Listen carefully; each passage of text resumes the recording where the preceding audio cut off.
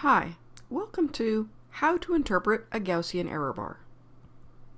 Let's imagine that a new particle is discovered, and its lifetime is measured to be 1.37 plus or minus 0.32 times 10 to the minus 11 seconds.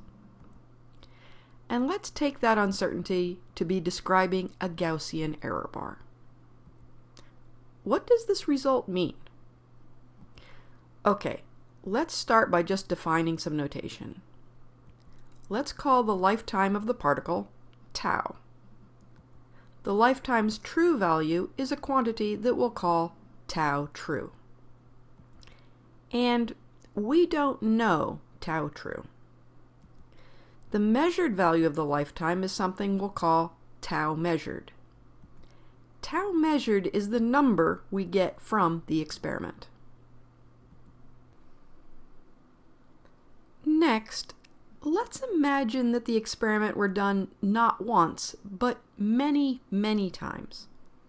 So we get lots of values for tau measured.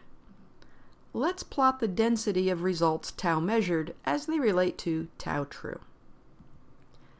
Let's say this red arrow on the horizontal axis marks the value of tau true, which, remember, we don't know.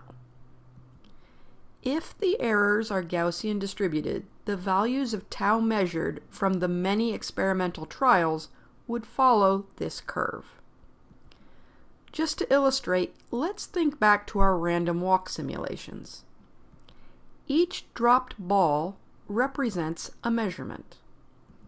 The ending location of the ball represents how far tau measured fell from tau true in that particular measurement.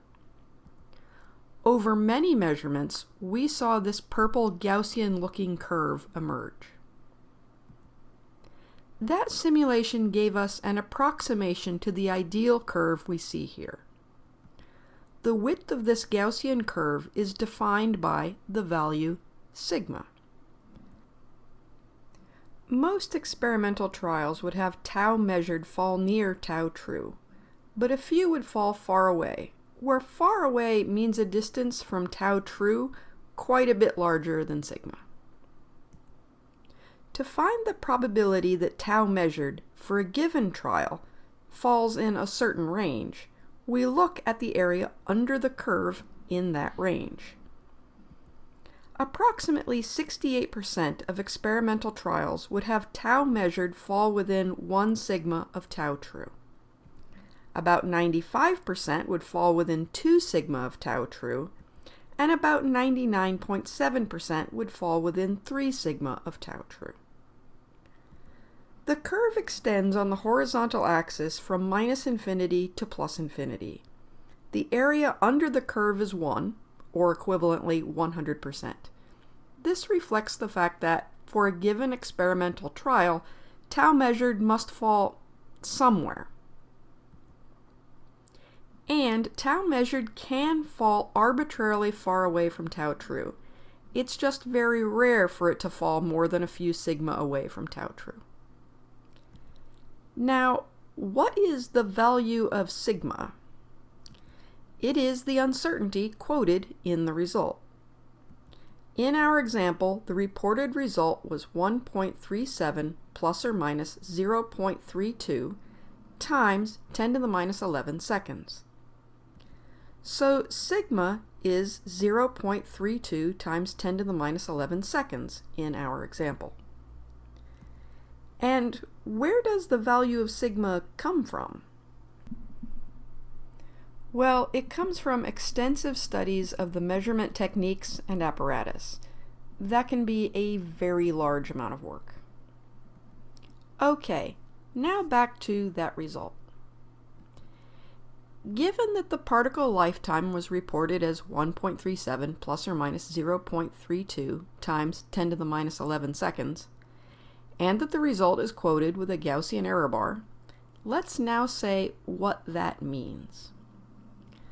The reported result means that the scientists expect, if the experiment were done many times, the measured results tau measured would be Gaussian distributed around tau true, which, again, we don't know, with a width defined by sigma, which here equals 0.32 times 10 to the minus 11 seconds, and the measured value tau measured that the scientists got this time was 1.37 times 10 to the minus 11 seconds. It's important to always remember that we don't know tau true, or equivalently, we don't know the error, which is tau measured minus tau true, for this measurement. We only know tau measured, the result that came out of the experiment. This is like in our simulations, knowing where a ball eventually lands, but not knowing where it started from. Let's say we observe that a ball lands here at this place, denoted by the blue arrow.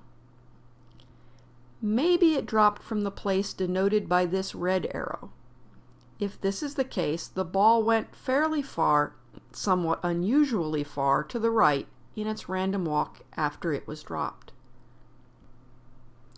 Or maybe the ball was dropped from the location of this red arrow. Then the ball, in its travels, moved to the right, but not by an unusually large amount. Or maybe the ball was dropped from the location shown by this red arrow and went slightly left in its random walk. Or maybe it was dropped from this location and went fairly far left. The point is, knowing the ending position of the ball doesn't tell us where it was dropped from.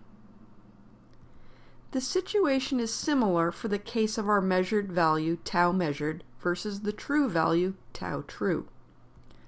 Assuming that the errors are Gaussian distributed and we've correctly calculated sigma, we know the width of the distribution, and we know it's centered at tau true, but we don't know where tau true is. We only know tau measured from this experimental measurement, and we don't know how far it fell from tau true. So, when you see a result reported with a Gaussian error bar like this, the uncertainty gives the expected width of the Gaussian describing the error distribution, and the first number, which we call the central value, because it's in the middle of the range defined by the error bar, is the result obtained in this particular measurement. Next, we'll see how to use a measurement like this to test a scientific hypothesis.